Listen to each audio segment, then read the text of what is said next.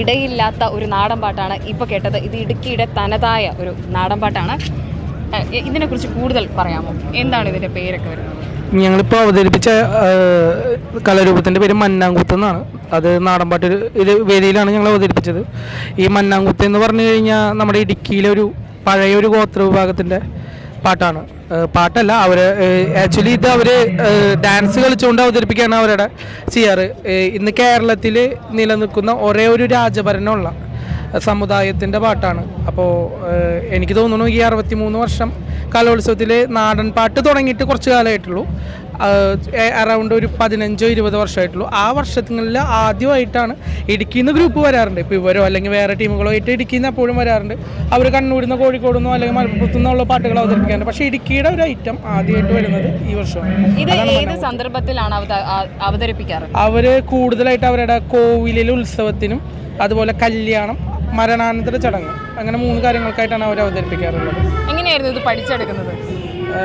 ഞാൻ ആക്ച്വലി ഇതിനെ കുറിച്ചിട്ട് കഴിഞ്ഞ വർഷം ജില്ലാ കലോത്സവത്തിൽ ഇവർക്ക് പ്രൈസ് ഉണ്ടായിരുന്നു. അപ്പോൾ ആ സമയത്ത് അവിടെ വന്ന ജഡ്ജസ് കുറേ വട്ടമായി പറയുന്നു ഇടുക്കിയുടെ ഒരു തനത് ഐറ്റം ഇതുവരെ കാണാൻ പറ്റുന്നില്ല, ഒക്കെ പുറമേ നിന്നുള്ള ഐറ്റങ്ങളെ കാണാൻ പറ്റുന്നതെന്ന് പറഞ്ഞപ്പോൾ അങ്ങനെ ഇതിനെ കുറിച്ചിട്ട് അന്വേഷിച്ച് ആദ്യം യൂട്യൂബിൽ അടിച്ച് നോക്കിയപ്പോൾ ഇങ്ങനെ ഒരു ഐറ്റം കണ്ടു. അപ്പോൾ പിന്നെ അതിൻ്റെ കോൺടാക്ട് നമ്പറും കാര്യങ്ങളൊക്കെ എടുത്ത് അതിനെക്കുറിച്ച് അന്വേഷിച്ച് അവിടെ പോയി. അങ്ങനെ അവരോടൊപ്പം നിന്ന് ഒരു 5 ദിവസമൊക്കെ നിന്ന് അതിനെക്കുറിച്ച് പാട്ടൊക്കെ എഴുതിയ.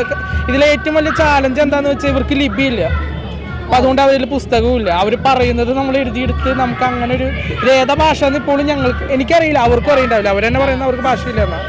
അപ്പം അങ്ങനെ എടുത്ത് അവരെ കൊണ്ട് തന്നെ ഇൻസ്ട്രുമെൻ്റൊക്കെ ഉണ്ടാക്കിപ്പിച്ച് അങ്ങനെ അവരായിട്ട് നമുക്കിപ്പോൾ ഏറ്റവും വലിയൊരു പ്രശ്നം എന്താണെന്ന് വെച്ചാൽ അവരായിട്ട് നമുക്ക് സംസാരിക്കുമ്പോൾ നമ്മുടെ ലാംഗ്വേജ് അവരുടെ ലാംഗ്വേജ് തമ്മിൽ ഒരുപാട് വ്യത്യാസമുണ്ട്. അപ്പോൾ നമുക്ക് അത് ഭയങ്കര പാടായിരുന്നു. അങ്ങനെ ചെയ്തതാണ്. അവിടെ പോയി അവരുടെ എഴുതിയെടുത്തിട്ടാണ് കുട്ടിയെ? അതെ. അവിടെ ഒരു കൂട്ടുകാരനുണ്ട് ബിനീഷ് എന്ന് പറഞ്ഞിട്ട്, ആ സമുദായത്തിൽ പെട്ടതാണ്. അപ്പോൾ പുള്ളിക്കാരനായിട്ട് എപ്പോഴും കോൺടാക്ട് ചെയ്ത് അങ്ങനെയാണ് ചെയ്തത്. ഇതിന്റെ യഥാർത്ഥ പാട്ട് നിങ്ങൾ പോയി കേട്ടായിരുന്നോ? ഞങ്ങൾ കേട്ടില്ല, പക്ഷേ അവര് തന്നെ പാടിയിട്ട് ഞങ്ങൾ കേട്ടിട്ടുണ്ട്. അവരെനിക്ക് ഓൾറെഡി പാടി തന്നിട്ടുണ്ടായിരുന്നു. അത് അവർക്ക് പഠിക്കാൻ എളുപ്പമായിരുന്നോ? അയ്യോ, അത്ര എളുപ്പമല്ലായിരുന്നു. എത്ര ദിവസം എടുത്തു നിങ്ങളിത് പഠിക്കാൻ? ഞങ്ങളിപ്പോൾ ജില്ലാ മത്സരത്തിന് പാടിയപ്പോൾ ഒരു ആക്ച്വലി ഇത് ഇവരുടെ ഹൈസ്കൂൾ ടീമായിരുന്നു ജില്ലയിൽ പാടിയത്. അവരവിടെ മത്സരിച്ചപ്പോൾ അവർക്ക് സെക്കൻഡ് ആയിരുന്നു. അപ്പോൾ ഇവർ ചെയ്തിട്ടുണ്ടായിരുന്നു ഭൈരവം പാട്ട് എന്ന് പറഞ്ഞൊരായിട്ടായിരുന്നു. അപ്പോൾ ഞാൻ ആലോചിച്ചു അത് ഓൾറെഡി 1 കൊല്ലം വന്നിട്ടുള്ളതായിട്ടാണ്. അപ്പോൾ സ്റ്റേറ്റ് വരുമ്പോൾ ഞാൻ 2 ദിവസം ട്രെയിനിങ് കൊടുത്തിട്ടുള്ളൂ. കഴിഞ്ഞ ക്രിസ്മസിൻ്റെ അവധിയിൽ ഒരു 2 ദിവസം ട്രെയിനിങ് കൊടുത്തു.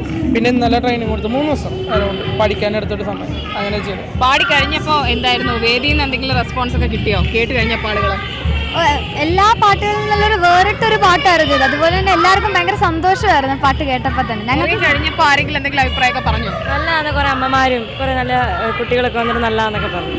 ഇപ്പൊ ഗ്രേഡ് പറഞ്ഞോ നിങ്ങളുടെ? ഗ്രേഡ് ഉണ്ട്. ജഡ്ജസ് എന്തെങ്കിലും പരാമർശിച്ചായിരുന്നോ? ജഡ്ജസ് ഒന്നും പറഞ്ഞില്ല. നിങ്ങൾ ഈ വാദ്യങ്ങളൊക്കെ അവിടെ പോയി അവരെ കൊണ്ട് തന്നെ നിർമ്മിപ്പിക്കുകയാണോ ഉണ്ടാക്കുകയാണോ ചെയ്യിപ്പിച്ചത്? ഒരു സാർ അവിടെ പോയി അവരെ കൊണ്ട് തന്നെ ഉണ്ടാക്കി കൊണ്ടുവരികയാണ് ചെയ്തത്.